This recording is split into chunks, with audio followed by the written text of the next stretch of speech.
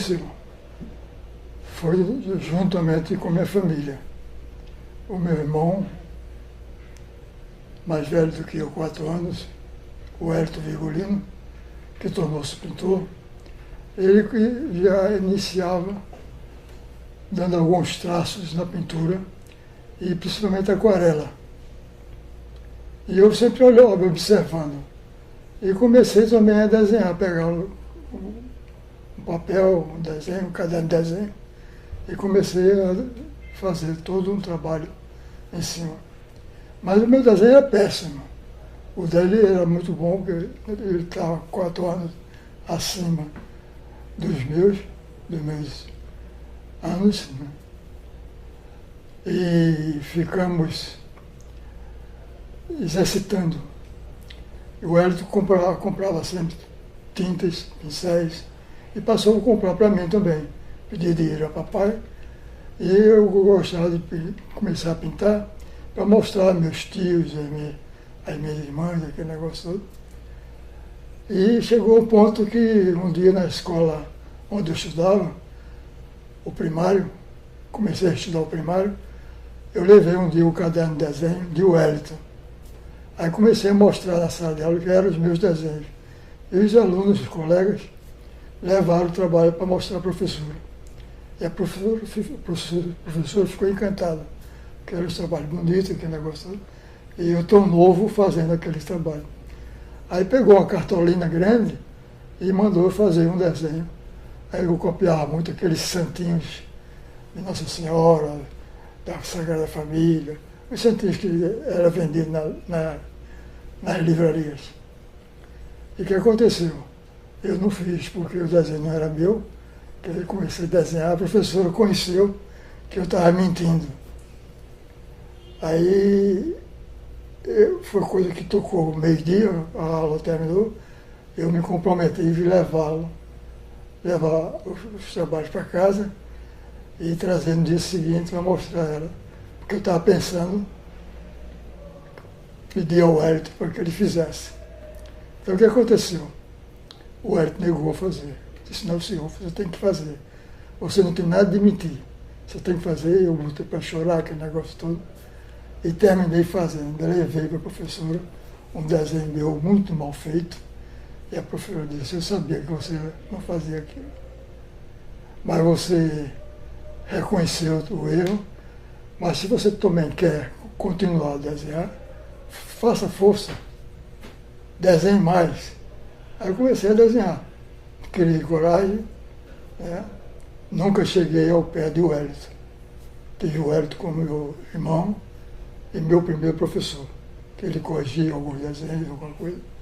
Mas assim mesmo terminamos de ver cada um de per si, tanto que depois passamos a ter cuidado para que a gente nunca dissesse que o Wellington era irmão do Wilton ou o Wilton era irmão do Wellington. Então, eu passei a assinar o Wilton de Souza e o Hélito passou a assinar o Hélito Virgulino. Virgulino, sobrenome da família. E daí nós começamos a ganhar tempo. Foi coisa que, um certo dia, isso mais ou menos em 1948, eu estava na Praça Marçal Pinheiro, com outro menino como eu, e o Naldo Cavalcante, que se tornou também um bom pintor. E ele me falou, a gente estava brincando na praça, que tinha visto na Rua da Imperatriz, na sede do Sindicato dos Comerciários, uma grande exposição de esculturas. Era uma coisa maravilhosa. Quando ele estava falando disso, vinha surgindo um casal do outro lado da calçada. Ele disse, aquele rapaz ali com aquela moça, aquele rapaz é o escultor.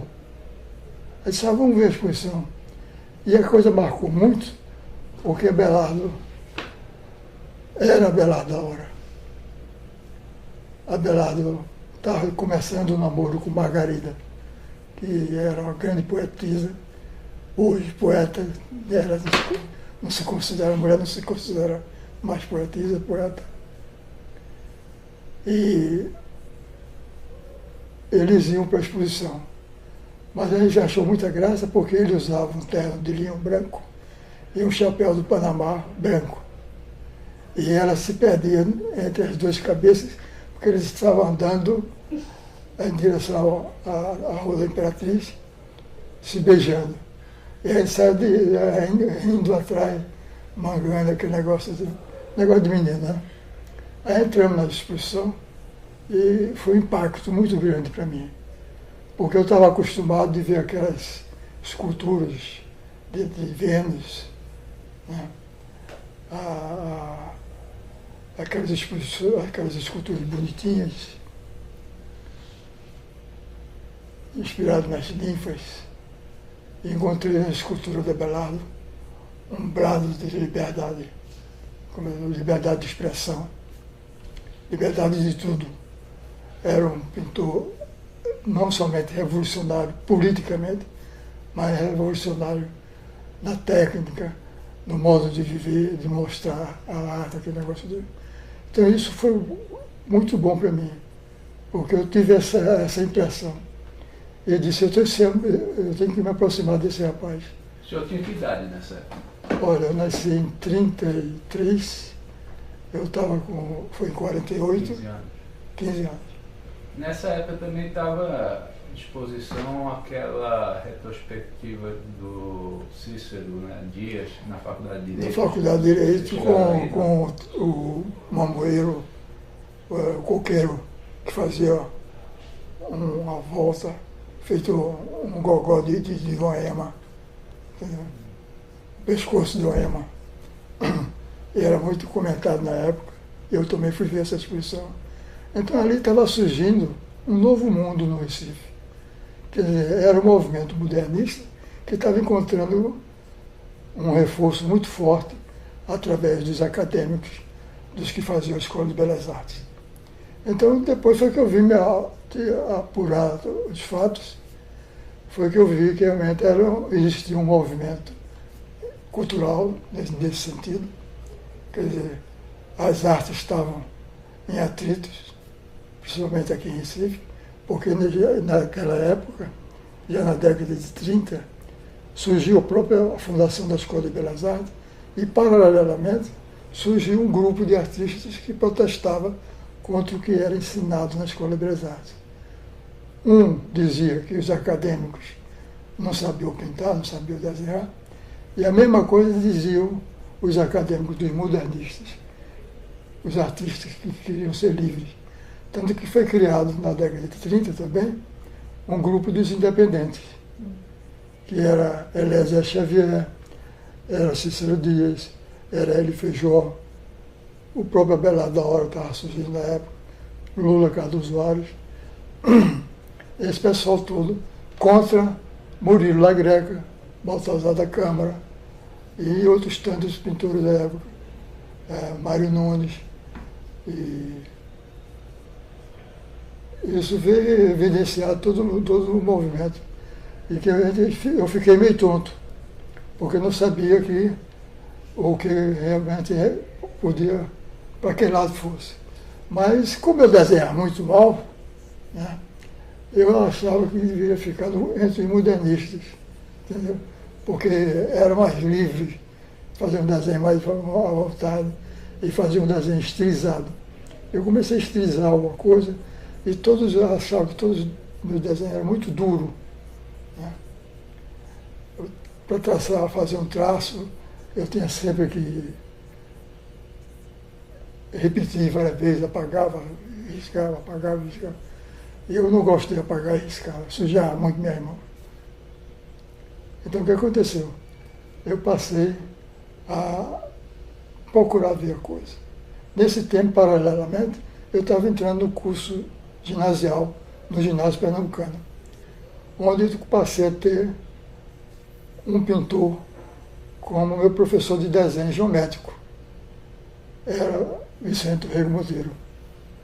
E um dia Vicente Rego Monteiro, na sala de desenho, que o ginásio tinha uma sala de desenhos, para as aulas de desenho, em cima da minha prancheta, cada aluno tinha uma prancheta, ficava na prancheta. Em cima da minha prancheta tinha uns cadernos de desenhos que eu rabiscava, né? E Vicente, depois de dar no quadro negro, foi dar uma aula sobre bissectriz e divisão de uma circunferência, ele passou a ver os alunos como é que eles estavam se desenvolvendo o trabalho. Então, quando chegou na minha prancheta, ele viu meu desenho, gostou porque eu fiz um desenho, que não sei, disse que eu prático desenhista. Eu desenhei, fiz uma figura muito de leve, riscando bem, com compasso, com régua. Ele achou que eu tinha mais aptidão para o desenho. Aí ele perguntou, e esses cadernos de desenho, o que é isso? Ele disse, isso é um bicho que eu faço. Ele disse, posso ver? Eu disse, pode. Aí, desde essa época, passamos a ser amigos. Isso na década de 40, 45, 43, 44, não me lembro mais a época do ginásio pernambucano. Então, o que aconteceu? Eu passei a desenhar e ser amigo dele. E toda vez eu mostrava, e como eu também mostrava ao professor de francês, que era cunhado dele, era o jornalista Aníbal Fernandes, casado com Fédora. Então o que aconteceu? Aníbal Fernandes, na aula de francês, ele só falava em francês. Então, como os livros de francês vinha com uma ilustração, embaixo da ilustração vinha um texto, e depois vinha a parte gramatical, a análise, aquele negócio todo, Aníbal Fernandes exigia do aluno, e principalmente minha, porque me exigia, porque eu, como desenhista, ele queria que eu desenhasse, ele queria me incentivar nas artes e pedia para eu copiar a ilustração do livro. Então ele dava nota à ilustração do livro e dava nota à interpretação, à tradução, né, à leitura, e a gente só falava em francês. Por outro lado, tinha a aula de desenho com o Aníbal Fernandes, que eu fui ganhando um bom reforço. Ele foi vendo minhas aquarelas, que eu pintava somente em aquarela. E ele começou a mostrar como se fazia uma leveza da aguada que podia ser executada. Então, o que aconteceu? Eu passei a ter um grande incentivo dos dois, como tinha do meu irmão em casa, o Wellington, né? Mas um dia Aníbal Fernandes chegou na sala de aula e disse, Wilson, eu tenho uma grande novidade para você. Consegui com minha irmã, que é diretora da Escola de Belas Artes, uma bolsa de estudo para você. Você não vai pagar nada. Eu disse, professor, eu não quero não. Você não quer por quê? Porque eu pertenço a um grupo de artistas que a gente às vezes desenvolve um trabalho mais livre. E a Escola de Belas Artes, os professores não sabem desenhar direito, como eu não sabe pintar. Tem dentro do possível de todo aquele movimento, influência dos modernistas, né, da época. Você é um maluco, você é um doido, como é que eu faço? Aquele é um bando de comunistas, não sei o que, já que passou a chamar comigo, me botou para fora da sala de aula, brigou comigo. E eu só não fui reprovado no ano, porque já estava no fim do ano, já estava no final, eu já tinha todas as notas, já estava passado em francês, né? Não houve prejuízo para mim. E ele morreu bem brigado comigo, por causa desse negócio. Porque achava que eu estava no ateliê coletivo da Sociedade de Arte Moderna de Recife, e ali todos os desenhistas, era eu, o Hélito, o Sanico, o próprio Abelardo da Hora, era Anquise de Azevedo, Zé Cláudio. Então, todo esse pessoal que hoje tem uma certa liderança no campo das artes plásticas brasileiras. Então, esse foi talvez o princípio da coisa. Quer dizer, eu devo ser expulso porque neguei estudar a Escola de Belas Artes. Talvez eu acho que eu pequei. Porque talvez até aprendesse a pintar. Quer dizer, misturar direito. Eu misturo as tintas de acordo com o pincel que vai na hora, assim, e com o diluente que vai dissolvendo a tinta, vai formando a textura, criando os textos, cores diferentes. Então, aí é que foi o meu incentivo de procurar as coisas. Então, eu procurei ser eu mesmo. Não seguir orientação nenhuma de professores. Tive o Wellington, tive Vicente Rego Monteiro, e tive uma gama de amigos, todos pintores, como Brenan, depois veio João Câmara, esse pessoal todo. Eu comecei a ser uma pessoa que começou a criar galeria de arte, espaço de arte, para que esses colegas nossos tivessem uma boa vivência. Comecei a escrever em jornal, exatamente querendo fazer a coisa, né? Mas tendo sempre em vista que o pessoal da Escola de Belas Artes não era realmente aquilo que eu deveria ter. Eu estava sempre indeciso.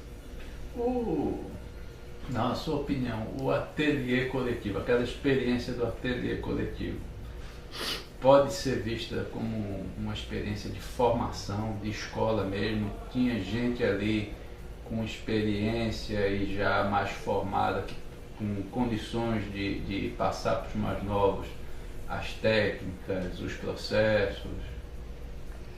Tinha e não tinha. Tinha, porque o mais velho da turma era Belardo da Hora. Já tinha passado pela Escola de Belas Artes, fui aluno da Escola de Belas Artes, depois para a Escola Técnica. Ele conta em seus depoimentos todo esse movimento dele, essa sua trajetória. Como tinha, cada um não tinha nenhum estrela. Todos tinham sua técnica.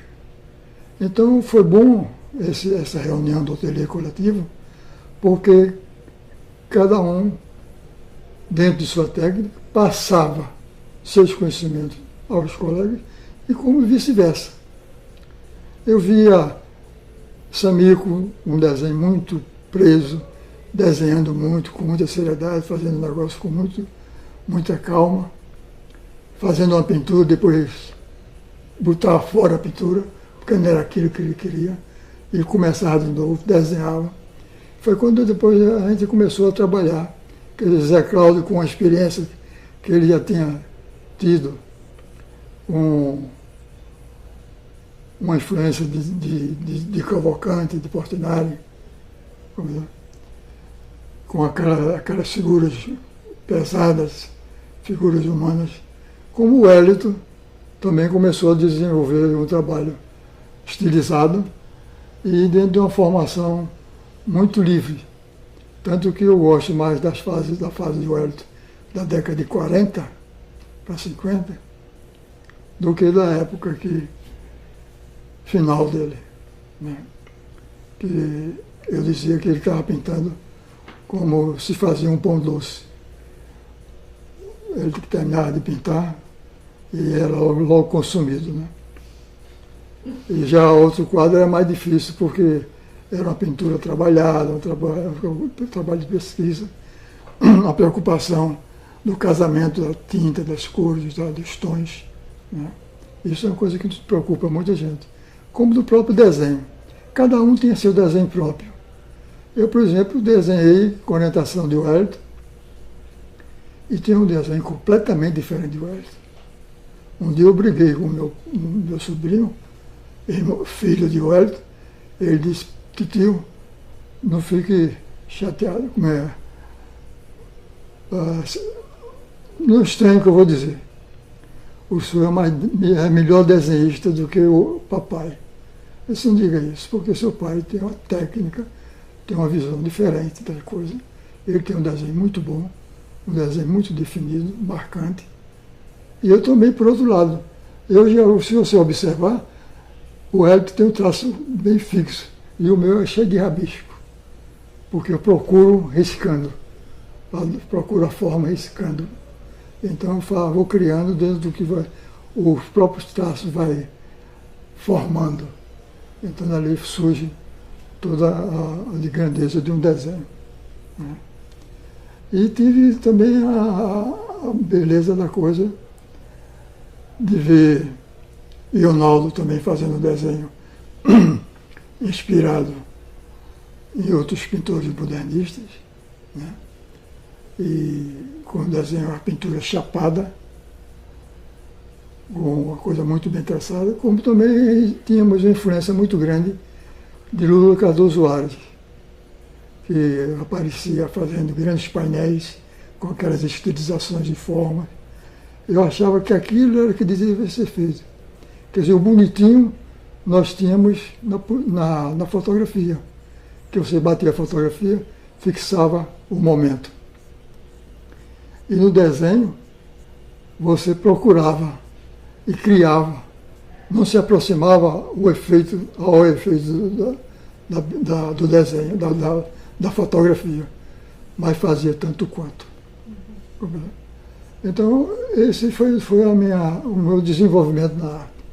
E como eu estava dizendo, quando eu conheci Abelardo, em 1948, vi toda aquela força de expressão nos trabalhos dele, ali estava sendo criado naquele momento uma entidade de classe. Era a Sociedade de Arte Moderna de Recife, que estava surgindo entre o pensamento dele, lá de Jane Bandeira, que foi uma grande pintora pernambucana, de Hélio Feijó. Foram os três principais elementos que criaram a Sociedade de Arte Moderna. Então a Sociedade de Arte Moderna tomou um pulso muito grande. Juntou não somente artistas plásticos, como os intelectuais diversos, desde um arquiteto, a um escritor, a um poeta, a um jornalista. E isso foi muito bom porque houve um grande desenvolvimento da coisa. E toda a briga existente entre, na época, as rupturas entre os acadêmicos e os modernistas. Uma coisa muito importante que a gente pode analisar é exatamente esse desenvolvimento numa época, em tão pouco espaço de tempo.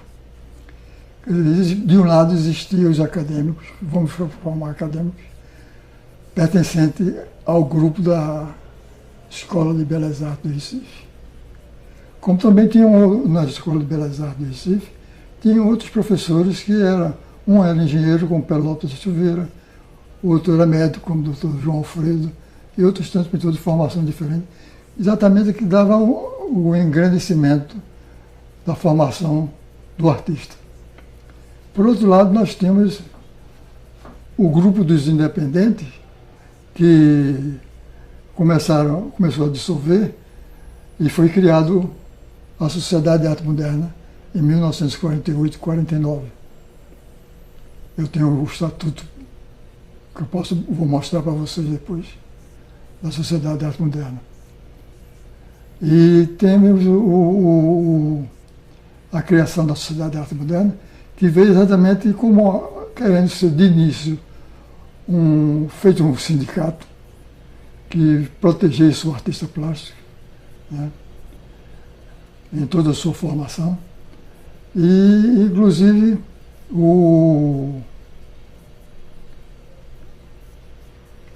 a maneira como poderia desenvolver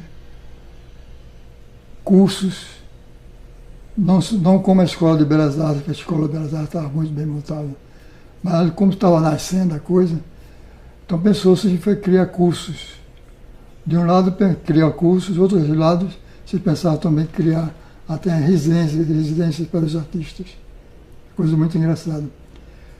E nós tínhamos a Sociedade de Arte Moderna, que pensou em cursos de desenho, pintura, mas não tinha um local.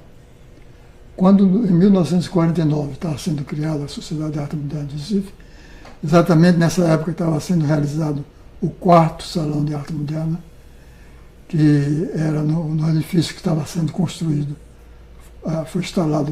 Esse salão foi instalado na construção do edifício de frente do cinema Arte Palácio, na época.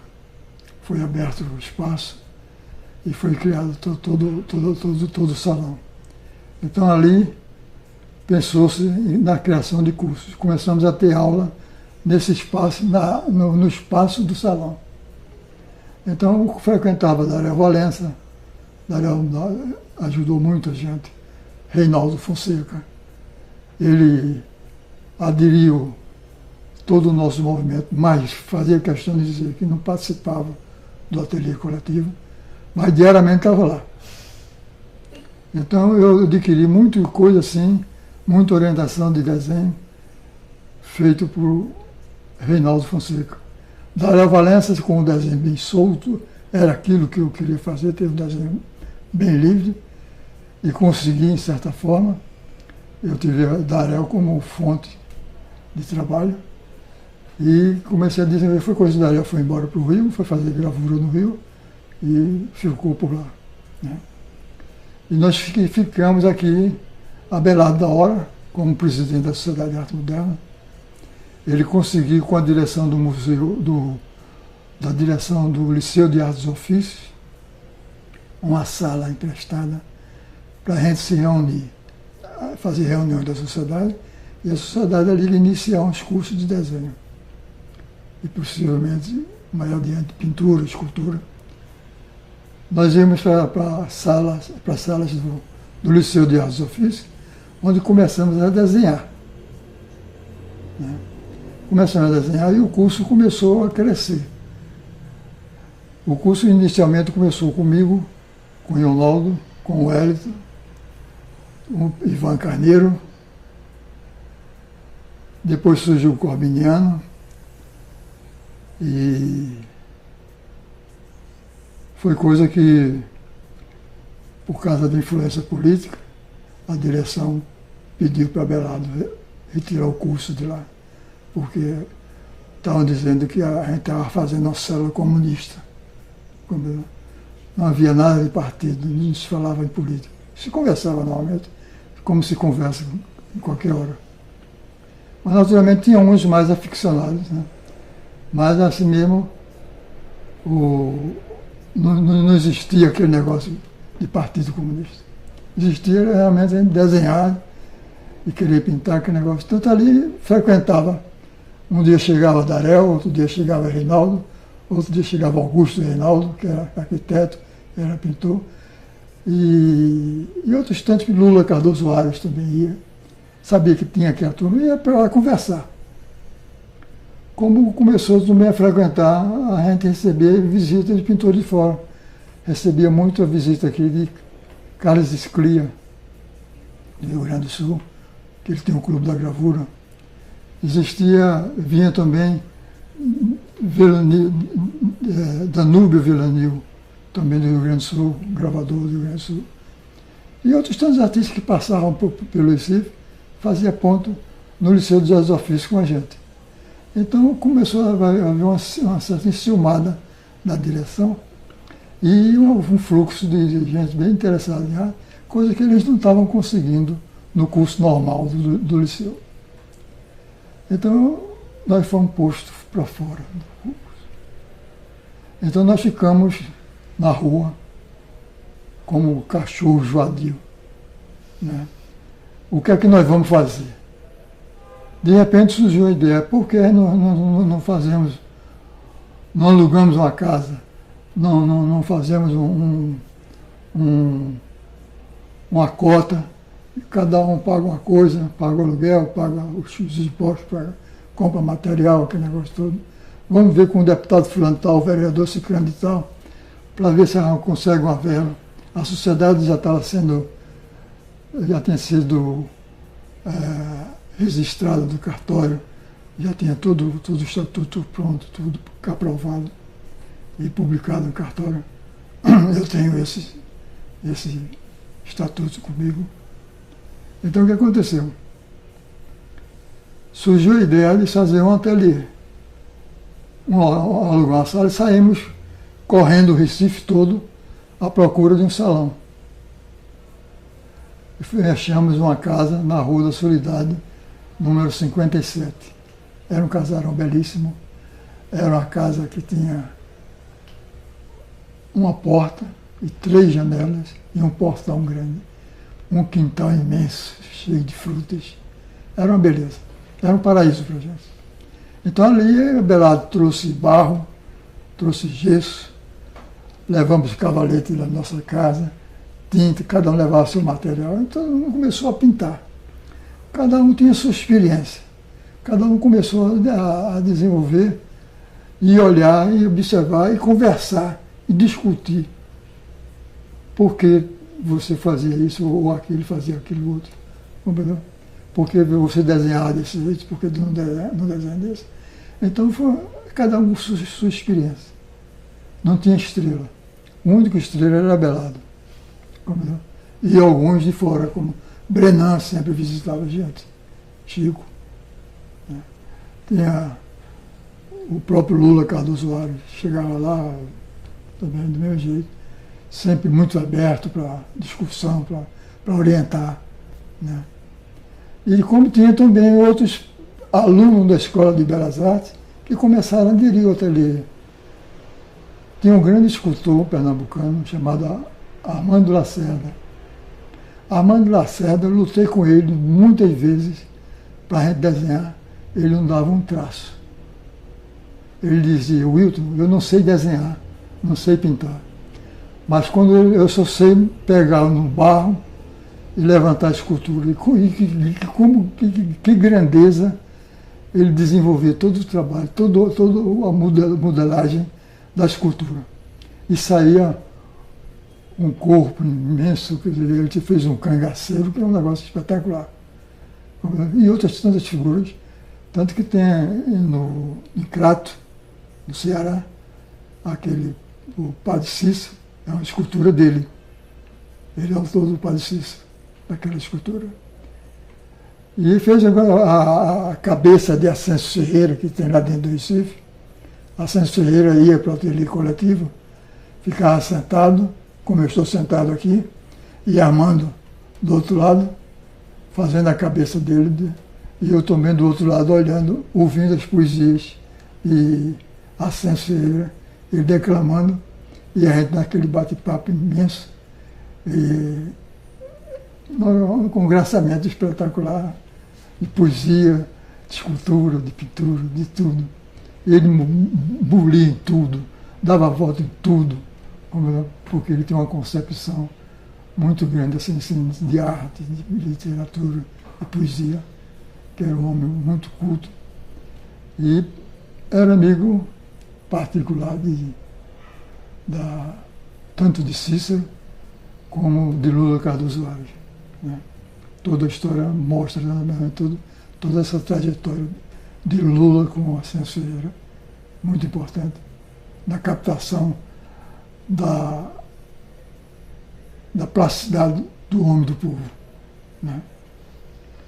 Então, era essa a nossa preocupação, de desenhar o povo. O modernista pernambucano, raro foi aquele que se dedicou ao abstracionismo, porque todos são figurativistas. Dentro da nossa formação, quando nós criamos o ateliê coletivo, todos os componentes desenhavam, pintavam, tudo muito bem, mas todos figurativos, mas com um desenho muito duro. E dado exatamente a informação de que o artista era o espelho do povo, a gente fazia, devia ser inspirado no povo, naquilo que a gente vê, que a gente vive. Então achamos por bem, todos, não houve combinação, não houve nada, todos só faziam figurativo. Mas tinha um do nosso grupo que só fazia manchas e tirar partidos de tons de coisa. Era Anquises Azevedo. Trabalho muito bom, muito importante. Tanto que eu fiz uma exposição individual dele quando eu tinha a Galeria de Arte, Rosenblit. E de lá para cá, ele, não sei se ele parou, eu sei que ele continua, mas separou-se do grupo. Né? Surgiu, dadas as experiências, surgiu também Montes Magno, mas Montes Magno não fez o ateliê coletivo. A nossa forma exatamente de fazer o retrato do povo, porque a gente começou a fazer uma pesquisa tanto sobre o nosso folclore, como nossas danças, a nossa maneira de viver, os nossos tipos populares.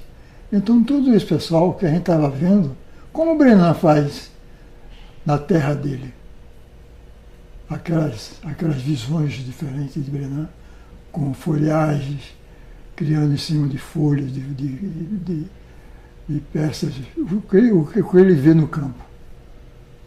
Você vê que Brenan tem uma visão completamente diferente de tudo isso. Brenan tem uma pintura, um desenho belíssimo. Tanto que aqui, quando ele fez, a gente estava comemorando aqui no Mamã os 70 anos dele, ele disse que não sabia desenhar, né? Porque ainda estava muito preso à coisa da terra.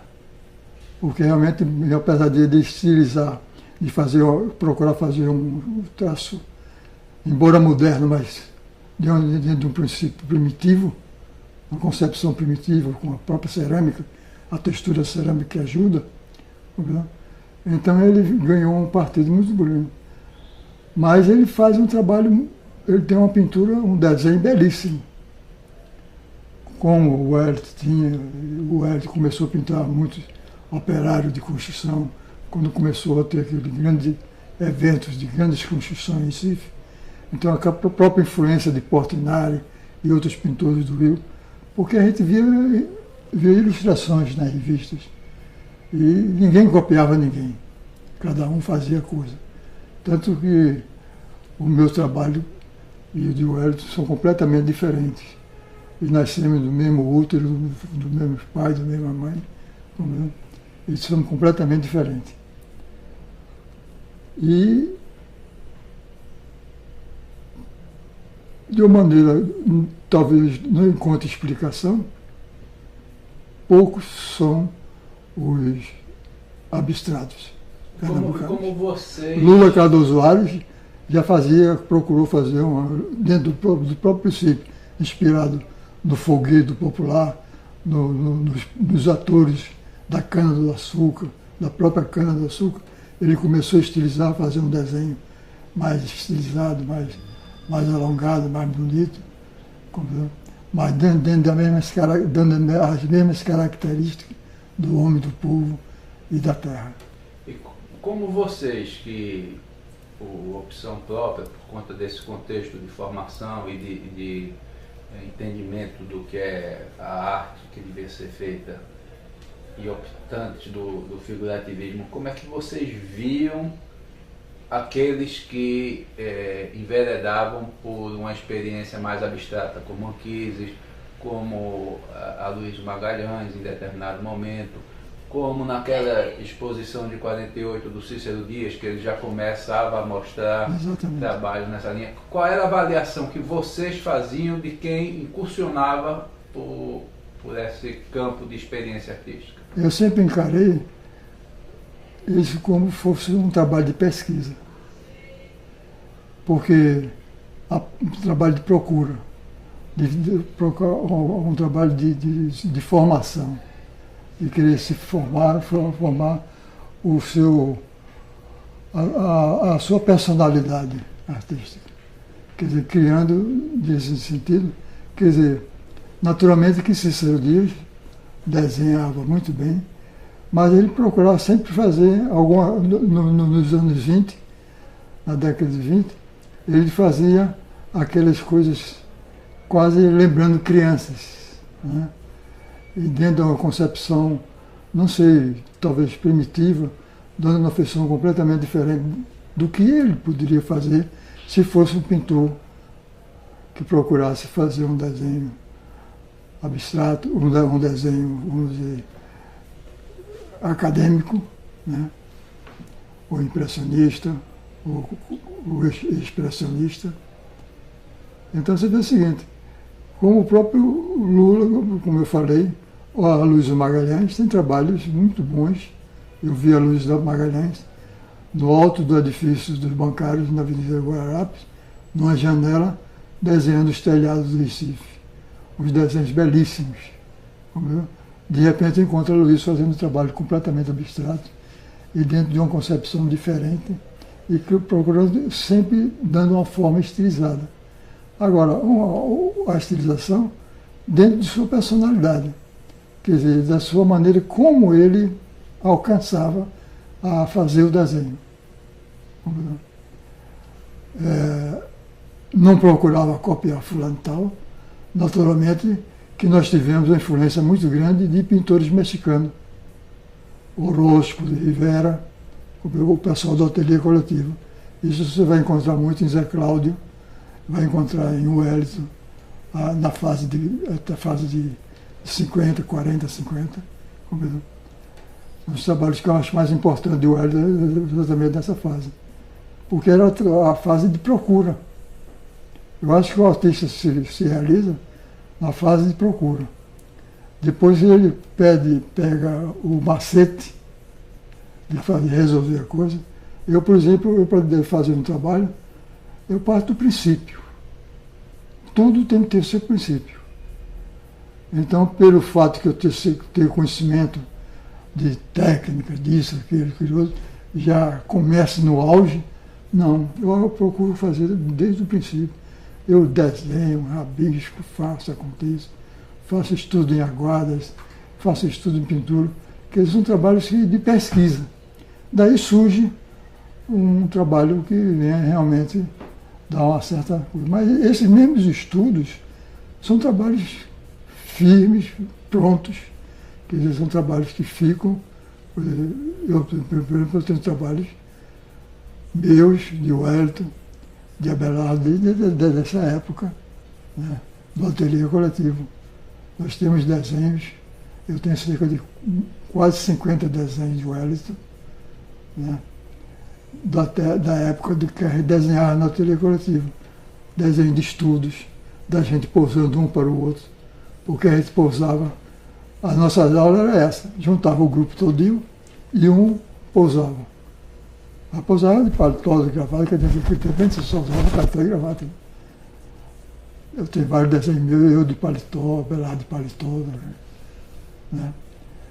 E a gente desenhava exatamente para pegar o efeito do que surgisse na hora.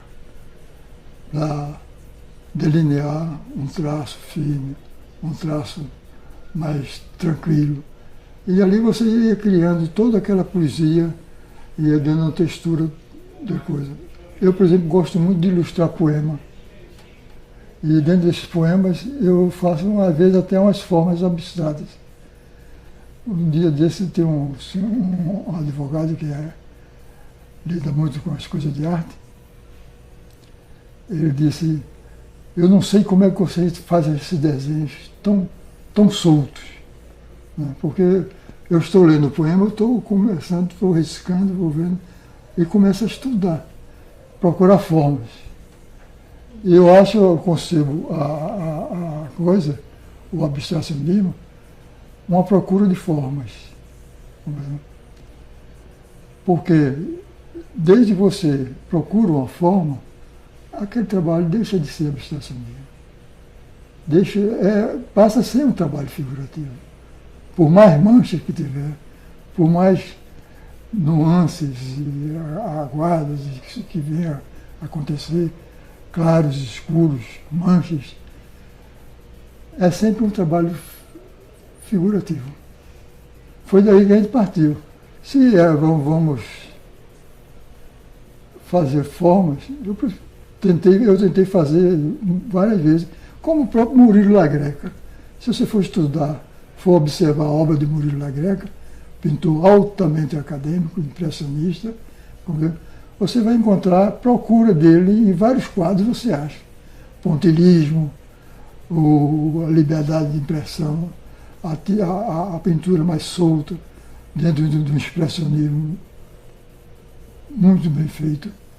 As próprias paisagens, dentro de uma leitura livre, fora do que ele faz também, procurando fazer uma forma mais acadêmica, um neo-acadêmico. Essa nossa vivência no ateliê coletivo era uma coisa extraordinária, porque não era um ateliê como o que existia na Escola de Belas Artes.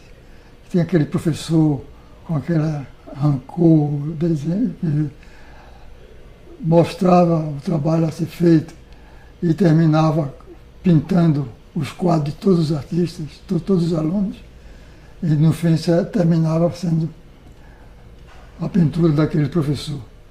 O resultado da aula era a pintura do professor.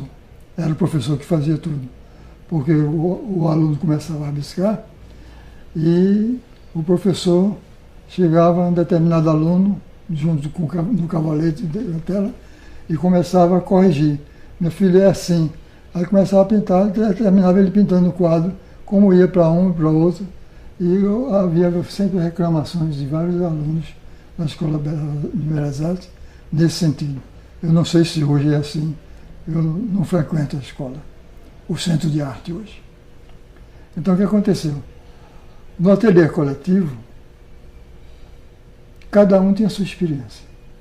Cada um desenvolveu o trabalho como merecia fazer, como pensava fazer, como projetava a coisa. Então, ali ele começava a discutir. Então, no momento que ele estava fazendo, passava um pintor, um colega dele, dizia, rapaz, você podia fazer assim, assim, assim, começava a discutir. Né? Você podia pintar, podia melhorar aqui, dava uma sugestão. Aí o camarada terminava e disse, não quero isso desse jeito, e começava a ter uma discussão, uma polêmica nesse sentido. Então, era engraçado da gente ver um pintor abstrato, num ambiente desse, desenvolver um trabalho, né, que hoje chegasse para dar uma opinião, como o caso de Anchise e outros pintores, alunos que não me lembro o nome, que começaram também a fazer qualquer coisa abstrata. Né? Mas era muito bom, porque a coisa dessa discussão não era programada. Era uma discussão muito sadia, que desenvolvia, surgia na hora da execução que A e B estavam desenhando. Então o que aconteceu? Essa discussão não tinha hora, porque a gente começava, vamos dizer, à noite, 6 horas, 7 horas da noite, a gente começava a pintar, e até o dia seguinte, discutindo.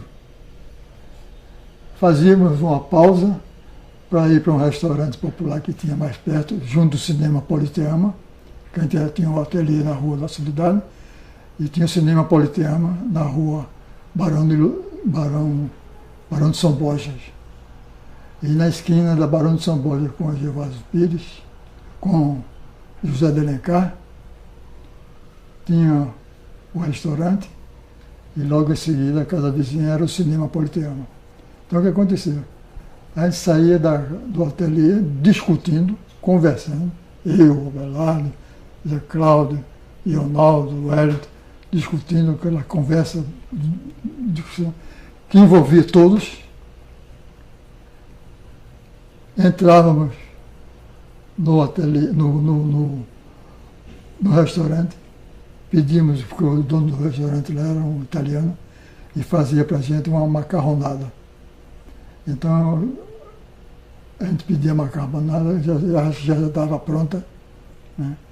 E a gente discutia, começava, terminava, amanhecia o dia a gente discutindo sobre arte plástica, sobre o academicismo, sobre todo o movimento de coisa. No ateliê coletivo nós tivemos vários alunos na Escola de Belas Artes da Dirindo. A parte de escultura era, como eu falei, Yamane Lacerda, tinha uma Rosa, tinha umas 3 ou 4, e iam surgindo. De repente surgiu um pintor que vinha da Escola Nacional de Belas Artes, Marius Larito Berni. Era brasileiro, mas os pais dele eram tem uma raça de cachorro muito conhecida, dinamarquês. E a gente brincava muito, chamava o apelido de dinamarquês. Era um pintor, veio com uma concepção completamente acadêmica da Escola de Belas Artes. Era aluno de Lazzarini, na época. Ele falava muito de Lazzarini, e eu conheci Lazzarini pessoalmente. E começou a fazer uns trabalhos bem estilizados, bem diferentes do que a gente fazia. E chegou ao ponto que a gente reunimos todos os nossos trabalhos e nos inscrevemos no salão que era patrocinado, era realizado no Museu do Estado de Pernambuco. Nessa época, era registrado, era patrocinado pela Universidade do Recife, hoje Universidade Federal. Então nós fizemos o salão, nos inscrevemos no salão, e o salão estava viciado em só premiar artistas da Escola de Belas Artes. Também só existia eles, né? Então o que aconteceu? Nós arrancamos todos os prêmios. Chegou ao ponto, no dia da instalação do salão, a solenidade com a presença do reitor, Dr. Joaquim Amazonas, ele disse o seguinte, que era o trabalho da universidade apoiar todos os desenvolvimentos culturais que poderiam acontecer e os programados. Mas retirava e ia pagar todos os prêmios dos artistas que foram classificados. Mas, a partir daquele momento, a Universidade Federal do Recife, a Universidade do Recife, retirava todo o apoio, inclusive todo o apoio ao salão, que o José Maria Cavalão, que era o diretor do Museu do Estado na época, procurasse outra pessoa, outra empresa que apoiasse. Tinha o governo do Estado, tinha a prefeitura, né? Mas a universidade não entraria mais nesse negócio. Que não concebia como uma pessoa como Murilo Lagrega não tinha sido premiado. Baltazar da Câmara não foi premiado. Mário Nuno não foi premiado. E outros tantos não foram premiados. Então, aparece um grupo que não sabe desenhar, não sabe, houve uma briga muito grande nesse dia. Houve uma discussão. A solenidade terminou em discussão. Eles dispersaram depois, ficou marcado.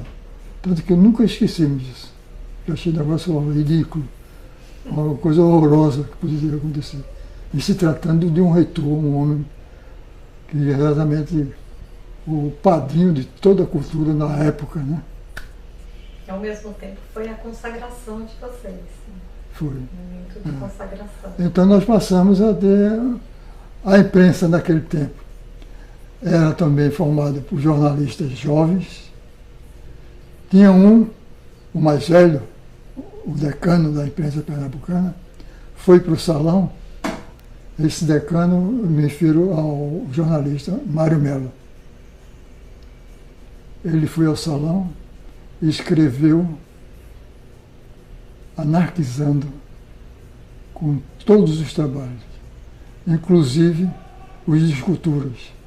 E escolheu uma escultura minha, que eu fiz uma mulher, uma figura de uma mulher, com a lata d'água na cabeça e com as pernas mais grossas, que disse que a mulher estava com elefantíase. E então, ele, no fim, ele conclui a crônica. Eu tenho essa crônica lá em casa, parece. Eu ainda tenho. Ele conclui dizendo, aconselhando a doutor Zé Maria, diretor do Museu do Estado, pegar esses trabalhos todos, botar no barco, e era somente atravessar a rua, porque logo em seguida tinha o rio Capibaribe, e jogasse esses trabalhos todos no fundo do rio Capibaribe. O rio Capibaribe já era a força, já tinha a força cultural que tem, né? Então ia ficar mais enriquecido, né? Se ele fizesse isso. Enquanto isso, o filho dele, Mário Melo, ele só viveu no ateliê coletivo com a gente. Clóvis Melo. Tanto que a primeira capa do livro de Mário Melo, de Clóvis Melo, foi de minha autoria, a capa do livro. Esse momento da ascendência dos membros do ateliê coletivo no Salão do Estado, paralelamente aparecia a primeira e segunda Bienal, onde todos nós nos inscrevemos, quer dizer, eu não escrevi, eu estava adoentado e não deu tempo de... Eu tinha qualquer coisa que eu não mandei trabalho. Não estou fugindo da parada, não. Mas foi o fato. Mas o Wellington, Abelardo, Ronaldo, Zé Calda, e outros componentes, Genilson Soares, Clemilson Soares, e Ivan Carneiro, todos se inscreveram na Bienal de São Paulo. Se não me engano, foi a primeira Bienal, em 1951, 52.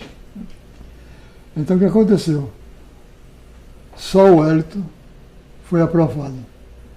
Aí foi aquele tipo de gozação muito grande, dizendo que o Wellington comprou o júri. Não sabe qual é a influência de Wellington em cima do júri. Eu sei que todos foram aprovados. E, por outro lado, o pessoal da Escola de Belas Artes, os acadêmicos, fizeram certas gozações, porque a prova que ele não sabe pintar, não sabe desenhar, que é recusado por uma... Isso mesmo que aconteceu. Em outras palavras, né? E não sabe desenhar, não sabe pintar, foram recusados, aquele negócio todo. Mas o Wellington, com os trabalhos que ele fazia exatamente, inspirado nos operários da construção, ele se inscreveu e teve seus trabalhos aprovados. Nós saímos daqui, eu e ele, para ver os trabalhos expostos. Para mim é uma grande satisfação, né, acompanhar meu irmão. Aí fomos lá, batemos a Bienal todo dia, não achamos os trabalhos. Rapaz, será que isso é anedota? Foi anedota.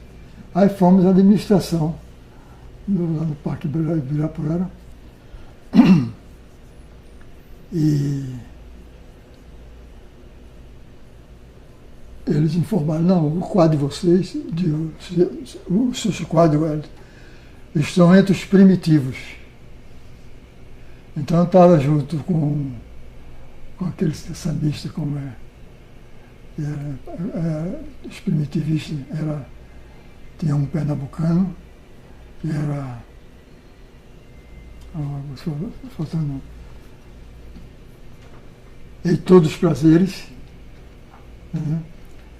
E o pernambucano, eu sei que o Hélio tinha a rampa que subia, estava debaixo da rampa, por ali, né? Aí tinha junto dos quadros do Hélio, parece uns 5 quadros que tinham sido aprovados dele. Para ele procurar a Galeria Astrea. O nome da galeria chamava Astrea. Na rua tal. Aí eu fui com ele. A galeria tinha comprado todos os quadros e queria fazer negócio com o Wellington, para que o Wellington ficasse negociando com eles, né? E aquele para o Wellington foi ótimo, né? Entrou em São Paulo, quer dizer, o grande mercado de arte. Foi quando o Wellington começou a ter essa ascendência que ele teve artisticamente, né? E começou, nós fizemos, ele fez, depois desses trabalhos, eles contrataram o Wellington para fazer um individual. E nessa individual, eu fui com o Wellington e os trabalhos estavam todos vendidos, foram previamente vendidos, né? Antes da inauguração. Então isso veio causar grande celeuma aqui em Pernambuco, entre os modernistas mesmo, os colegas dele, começaram a dizer que o Wellington pintava pão doce, porque saía do forno e era logo consumido, né? E depois o Wellington enveredou de sair dessa parte social para fazer a parte de brinquedos, de crianças, aquele trabalho de memória, enaltecendo a criança que a gente não foi, a criança sem brinquedo, né, que o papai era pobre, não podia comprar brinquedo improvisado, mas eram os brinquedos que a gente, e tanto eu como ele fazíamos. Era carrossel, era caminhão, Era aquele brinquedo assim de madeira, para serrar, fazer tudo.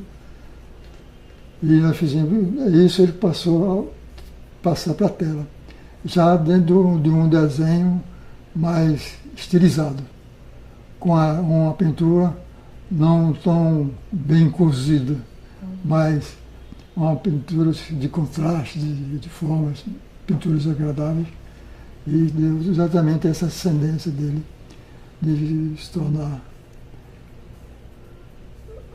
muito procurado, vendendo tudo. Como um primitivo?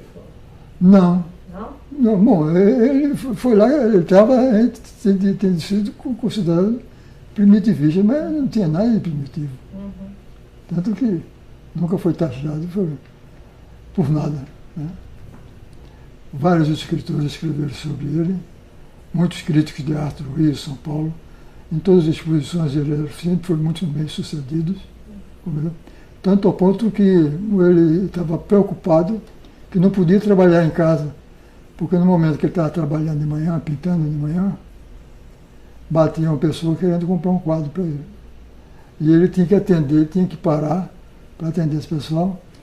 E ele dizia com muita brincadeira, ele era muito bom humor, ele disse que oferecia aos visitantes, aos futuros compradores, os compradores, sempre um whiskyzinho, um negócio, porque como a pessoa quando começa a beber, começa a ficar rico.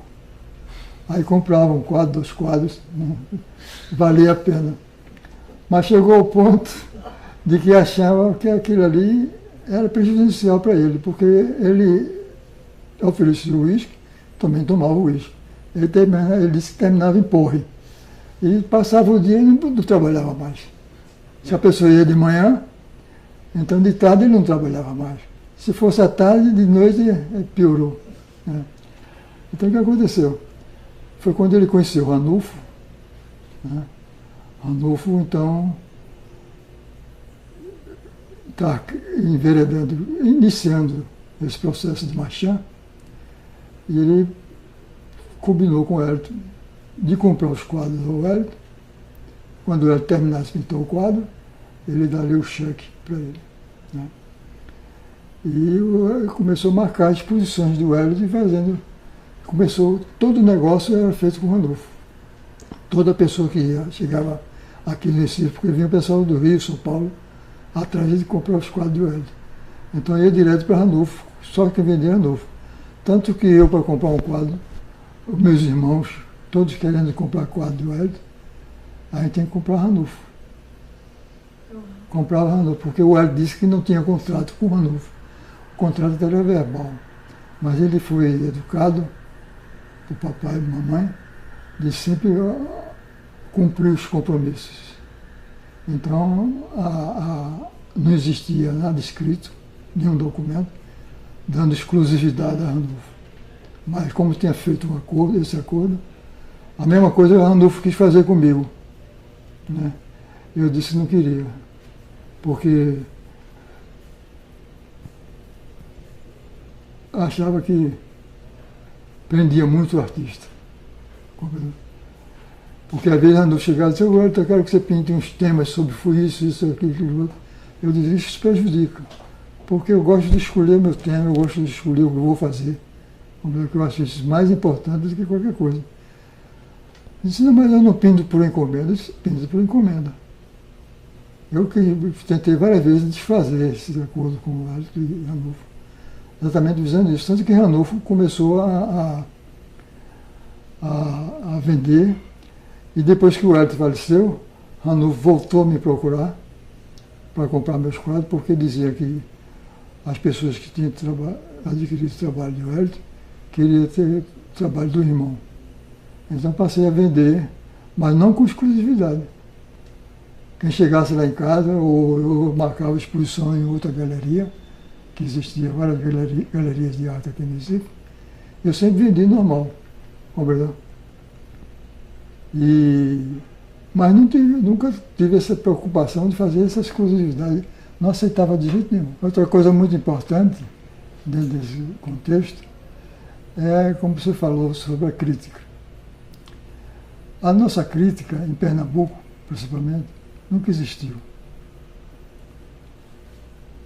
Existiam jornalistas, amigos nossos, que quando nós fazíamos exposições, eles mesmos se interessavam em procurar gente e escrever.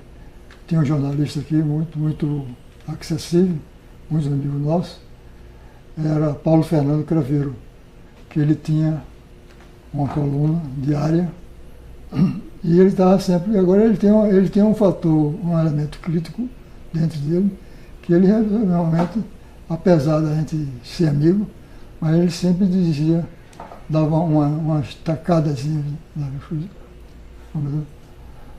E tanto isso acontecia comigo como qualquer pessoa, qualquer outro artista. Tínhamos Ladiane Bandeira, que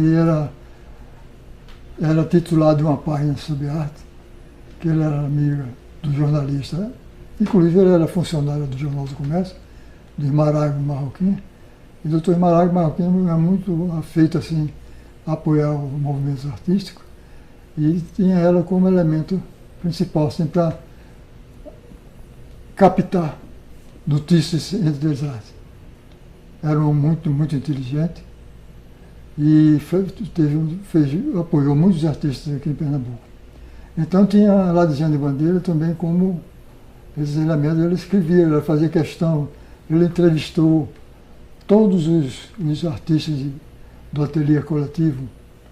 Eu fiz várias vezes entrevistas com ela sobre o movimento artístico da época, sobre as exposições que a gente estava fazendo, sobre as exposições que a gente estava promovendo, coletiva ou individual. Eu comecei, dentro desse contexto, a criar uma galeria de arte, porque, pela minha condição de funcionário de firmas que eu trabalhei. Eu criei uma galeria de arte, a Rosenblit. Depois da Rosenblit eu criei a Bela Aurora do Recife, outra loja de móveis, que eu passei a ser ambientador da loja, como artista plástico. Comecei a me dedicar à ambientação, isso para ganhar dinheiro, né? E tendo espaço, o livre de ambientação para exposições de móveis, eu sempre completava com a colocação de uma obra de arte. E convidava sempre os artistas para participar, expor os trabalhos dentro dos ambientes. Às vezes eles vendiam o ambiente e vendiam os quadros. Vendiam a escultura, vendia isso, aquilo. Eu vendi muitas esculturas da Belardo, vendi muitos desenhos de Lula Cardoso, de Wellington, meus, e todos os artistas. Vicente Rego Monteiro, eu fiz 2 exposições individuais de Vicente Rego Monteiro. Isso foi muito importante. Uma foi a exposição dos caligramas. Ele tem um poema, o poeta Edson Regis escreveu um poema sobre Lisboa. Lisboa, 1956, é o nome do poema. E ele fez um álbum de desenhos ilustrando 9 estrofes desse poema. O poema tinha 9 estrofes.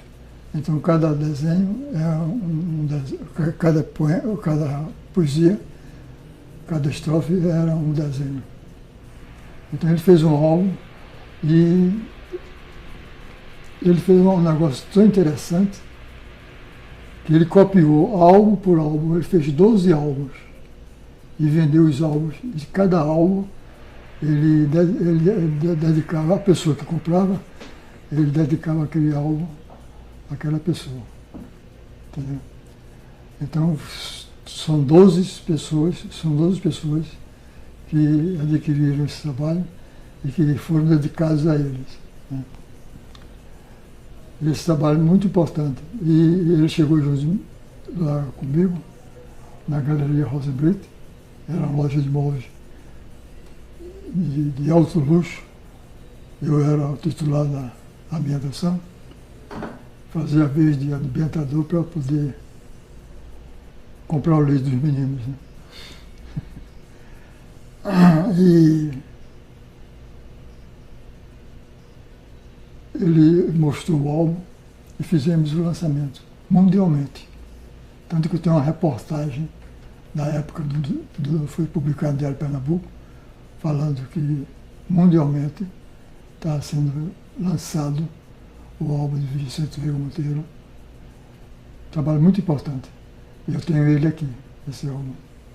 Uma das pessoas, Edson Regis. E Edson Regis me deu uma cópia de um álbum. Né?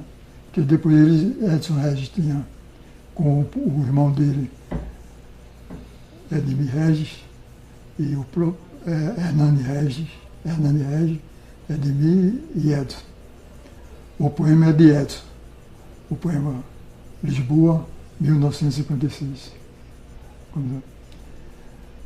Ele me deu as coisas, eu fui doei ao museu. Trabalho muito importante, porque ninguém tem isso, nem os originais aparecem, ninguém, não sei. Então eu fui doer esse trabalho, Edmir Regis tinha me dado de presente. Então o que aconteceu? Eu fiz essa exposição de Vicente Veiga Monteiro, como fiz também uma exposição de telas de Vicente Veiga Monteiro, porque ele queria passar um certo tempo na França e que estava precisando de dinheiro. Então o pintor fez uma exposição de uns 20 quadros e ofereceu a Edson Regis. Edson Regis, na época, era jornalista, era secretário de imprensa no Palácio do Governo, exatamente na época da Revolução, 1954.